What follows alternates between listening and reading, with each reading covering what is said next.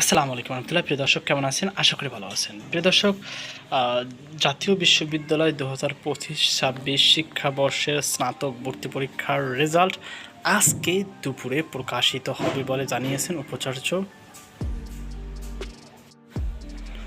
Professor doctor ASM Amanullah. আজ রবিবার 3 মে the daily ক্যাম্পাসকে বিষয়টি নিশ্চিত করেছেন উপাচার্য। তিনি বলেন, মাত্র 7 দিনের মধ্যে প্রায় 5 লাখ শিক্ষার্থীর পরীক্ষার ফল প্রকাশের উদ্যোগ নিয়েছি। আজ দুপুর 12টার মধ্যে ফলাফল প্রকাশ করা হবে। তারপর ওয়েবসাইটে দেখতে পারবেন।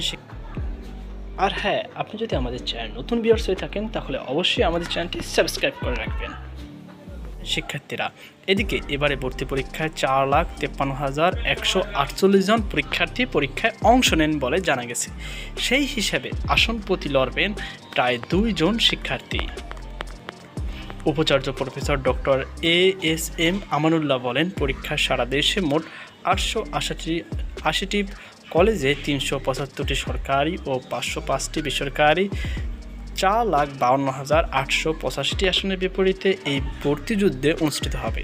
সরকারি কলেজগুলোতে 2,70,520টি আসনের বিপরীতে আবেদনকারীর সংখ্যা 3,94,229 জন। বেসরকারি কলেজের 1,82,355টি আসনের বিপরীতে আবেদন করেছেন 58,179 জন শিক্ষার্থী। মুঠোফোনে ফল দেখতে যেভাবে দেখবেন, মুঠোফোনে খুদে বার্তায় জানা যাবে ফল।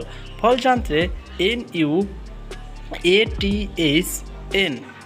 রোল নম্বর টাইপ করে, আবার আমি বলতেছি NUATHN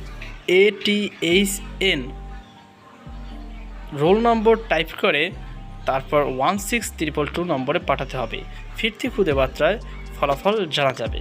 ওয়েবসাইটে দেখবেন যেভাবে appinu.edu.bd এর মাধ্যমে ফলাফল দেখা যাবে। ফলাফলের ধাপসমূহ প্রথমে এই লিঙ্কটিতে ওয়েবসাইটে প্রবেশ করবেন। প্রবেশ করার পর সাইন ইন পৃষ্ঠায় নিজের পিন নম্বর এবং পাসওয়ার্ড দিয়ে লগ ইন করতে হবে। এরপর লগ ইন করার পর ড্যাশবোর্ডে ফলাফল অপশনটি নির্বাচন করতে হবে এবং ফলাফল দেখা যাবে। এছাড়াও ফলাফল শিটটি ডাউনলোড বা প্রিন্ট করা যাবে। তো প্রিয় দর্শক, আপনারা আশা করি বুঝতে পারছেন সিস্টেমটি। ফলাফল খুদে বার্তাও দেখতে পারবেন, যদিও ওয়েবসাইটে তখন প্রচুর ঝামেলা হয়, অর্থাৎ ওয়েবসাইট ডাউন থাকে।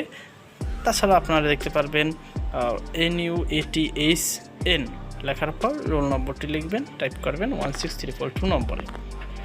তো এই ছিল আমার হাতে সর্বশেষ আপডেট। ভিডিওটি কেমন লেগেছে অবশ্যই কমেন্টে জানাতে বলবেন না। সকলে ভালো থাকুন, সুস্থ থাকুন। আর যদি কোনোভাবে আপনারা ফলাফল দেখতে না পারেন তাহলে আমাকে জানাবেন, আমি এই বিষয় নিয়ে আরও আপনাদেরকে ডিটেলসে জানাবো। সকলে ভালো থাকুন, সুস্থ থাকুন। আল্লাহ হাফিজ।